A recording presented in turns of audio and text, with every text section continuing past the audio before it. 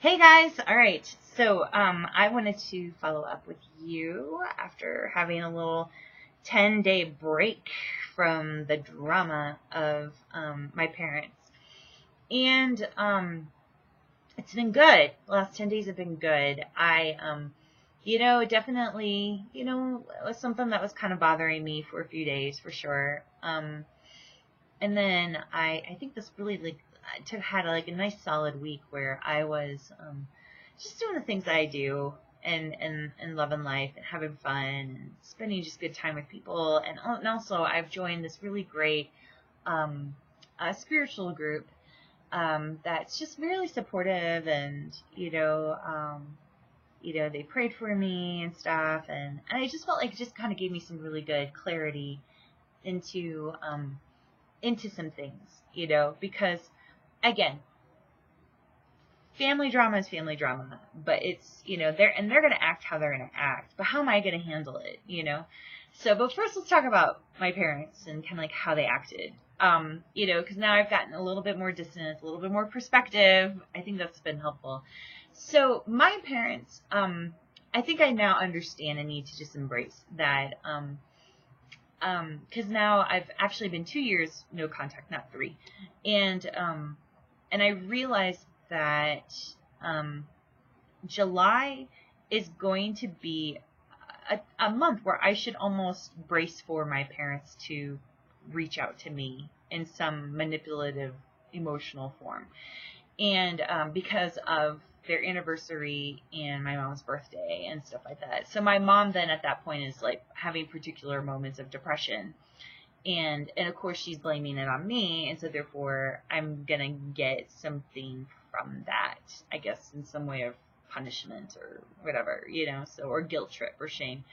um and it's the same with the holidays, like I should expect twice a year at least to hear from them, during these kinds of times. And whether I completely go no contact with them, which is, nothing, I'm still going to probably hear from them one way or another. They're going to send me a card. They're going to show up on my doorstep. I have no idea, but they'll figure out something because that's what they do. Them untreated personality disorders, them. So anyway, yeah, so now I understand. Like, going no contact, there's just going to be certain times of the year where I think I'm going to start hearing from them, and I just need to roll with that, and such. And then as for my as for them and such, like, of course I was angry when I posted that video, and I felt like it was just good to be honest that way. But I think that what the things that I know that I exaggerated was, one is that my dad, the only thing he did for me was like create me. That's not true. I think that, like, it's just so easy when we're so mad is to vilify our parents. And again, that's why you take time away, is to clear the head, clear the heart, get back grounded again, and just kind of go, wait a minute, that's not true. That's so not true. Again, that's kind of like that fun little black and white thinking that we adopted from our parents and stuff like that. But yeah, no, I do know that they love me. Well, okay. They love a version of me. They don't love me. They love a version of me. They love probably the version of me that I was like 10 years ago, when I was just, depressed and sad and insecure and vulnerable, and they could use that to their advantage. When I was, dating a man who would have been a perfect fit for my family and stuff like that at the time. And, I think that's probably, the version of me that they love. But as I've become more who I am, I don't think they don't even know this version of me, really. I mean, it's been 2 years since I've talked to them, really, and I'm such a happier, healthier person. So, I don't think they really get, they wouldn't even know this or love this version of me for sure. But, yeah, so of course, they're not evil people, but they're just, emotionally ill, and I just need to, accept that. And that's what I really wanted to do. I really wanted to take the 10 days to just accept the situation and accept what happened. Um, Now, as for like my siblings, because that was a big part of it, that was hard. That's always a touchy part or touchy subject for me. Because it is hard to watch innocent people get hurt. It's hard to watch innocent children, grow up with a borderline parent, and you just want to rescue them and save them. But here's the thing, like, it's, as much as I want to, it's not my responsibility. And anything that I try to do at this point isn't going to work. We all have the life that we're given, and it's up to us to decide how we want to deal with it. Now, all of my siblings have heard from me multiple times. I've reached out to all of them multiple times. Bottom line is that, like, they don't want to talk to me. And the reason why, it makes total sense. They don't want to talk to me because they all still kind of live with my mom, or she's very much in their lives. They don't want to give her up, and unfortunately, it's kind of like that. If I don't give my mom up, then I gotta give April up, because if I start talking to her and like we connect, I'm gonna want her. Then I got to deal with my mom. Like, it's just, it's tough. None of my siblings have processed things the way I have. And when it comes to my parents, they've either avoided it, swept it under the rug, ignored it, or believed her and sided with her. My little brother, who's 14, he doesn't know. He doesn't know what to do. My sister, who's in her 20s, I think she's figured it out, which is, I don't want to talk to April unless I know she's going to come visit me. I get it. I respect that. I totally do. So I just think that whole thing that whole ploy that they were saying, like, you're missing out, and, and all that stuff, it's ultimately just them, trying to get at me and stuff like that. So, yeah. Anyway, and then as for, so what have I decided to do when it comes to the text messaging? Like, should I respond to them? I've decided no. I'm not going to respond to them. I'm going to leave it alone. And the reason why is because when it comes to people like that, I want to treat them not as my parents. I want to treat them as any other person in my life who has boundary issues, and anybody in my life who is, emotionally not on track. And the reason why is because of this. Like, I think even too, especially the last few weeks, just more and more, I think I have grown to really believe that my inner circle, my closest relationships in my life, need to be people who will deal with their shit. I've had 2 friendships in the last few weeks that have come apart.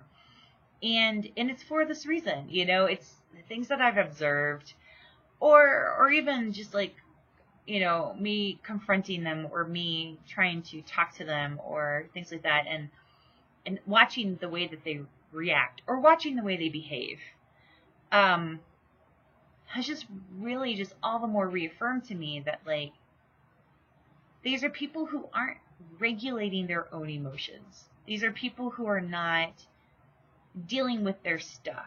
They avoid it. They sweep it under the rug. And we're talking big stuff. It's one thing if it's like, oh, I've got some weight to lose, or, oh, I've got this or that. But we're talking, like, pretty heavy emotional stuff. Like, stuff that, like, affects the way that they handle relationships. And it's affected me. Both of these instances, or both of these relationships particularly, have totally affected me. And one turned into, well, she just kind of got bitchy with me, and I just went, oh, interesting. Okay, this just isn't going to work. Like, you know, like I'm being nice, genuinely nice and caring to you. And just letting you know, hey, you know, I know you've been super busy, and so, you know, it's too bad that we haven't gotten a chance to get together, but no worries. Like, it's totally fine. You take care. For that person to react in such a negative way to that and be like, you're being passive aggressive. I'm like, I'm not.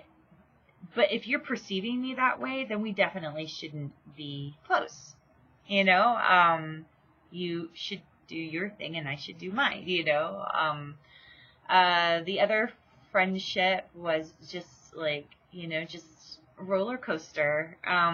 You know, says one thing, does another, and on a very consistent basis. And I looked back and just realized, like, you know, that's just kind of how it's been. And it's like, okay, I need people in my life who are consistently emotionally supportive and emotionally aware and emotionally mature, and kind of how they're dealing with things and dealing with life. And you know, and there seems to be a up and down thing, and that's because there's a much larger sense of lack of self for that person, or lack of security in that person, than I even realized. And you know, so I don't need that in my life. I don't want that in my life. You know, I want people in my life who know who they are, want to know who I am, and support me as I am. And, you know, and that when they have their own stressful times or difficult moments or things like that, like, it doesn't shake them. It doesn't shake our relationship. But, you know, it's like that, oh, I'm having a rough moment. I'm having a rough time. Sorry about that. You know, like, you know, let's continue to hang out. You know, I want people who, I want people like that in my life. That's what I deserve. That's what I need if I'm going to inhabit myself more and more every day. And I am inhabiting myself more and more every day by getting those people out of my life who aren't good for me. You know, the people who judge the shit out of you, you know, or make awful perceptions or awful perspectives of you, you know, that are like, do you even see me? Like, do you even see who I am? You know, I don't want those people in my life. And it's been fabulous as I get them out of my life, how much healthier and happier I am, you know? And so that's what I want, and that's what I'm going to do. And so, honestly, when it comes to my parents, when it comes to my siblings, anyone in my life, you know, like, you know, if they're going to behave in ways that aren't going to be helpful or supportive for me, then, you know, I love them, and I'll, you know, like with my siblings, I drop them a birthday card now, you know, you know, maybe when, you know, my siblings move out of my parents' house, which is interesting, like only one of them technically has, the others still live with my parents, you know, I'll reach out to them then, because maybe that'll create enough safe distance between them and my parents where, you know, they may want to start a relationship with me, you know, or not. You know, they may just not deal with their stuff in a healthy way still. So I don't want them in my life then that way, you know? Like, I want healthy people in my life. I deserve that. I believe that I deserve that now. And I'm acting on it. And it feels so good. I can't even tell you guys. Oh, it's so good. So anyway, so that's kind of my situation. And so, I feel like I've come through it, which is great. And now I'm just moving forward with my life. And, you know, and I'm just going to continue to focus on taking care of myself and doing what's right for me. And then through that, be able to give to other people well, and give to other relationships well, and bring the right people into my life, you know, or give it the space that it needs, you know. I don't think that you instantly ever know if someone's right for your life or not. I think it takes time to figure out, like, if someone's just going to be a temporary teacher in your life or a lifetime, you know, person. And, you know, so I'm enjoying that. Enjoying people, but I think it's because I'm really starting to genuinely enjoy myself, you know, and enjoy who I am, and be proud of myself, and be honoring and loving to myself, you know, and so anyways, yeah, so because of that, then I'm not going to let people in my life, I don't care if they're blood related or not. So, you know, they gotta deserve to be in my life. And so anyway, yeah, call it cocky or whatever. But I'll just be honest, I feel like it feels pretty healthy and good for me. So anyway, yeah, so there's my rambling for 15 minutes. Thank you for listening, and let me know if you have any questions or thoughts about all of this. I know every story is a little different, but we all have very much the same plot lines when it comes to our dealing with our untreated borderline family members. So anyway, have a great day. Bye.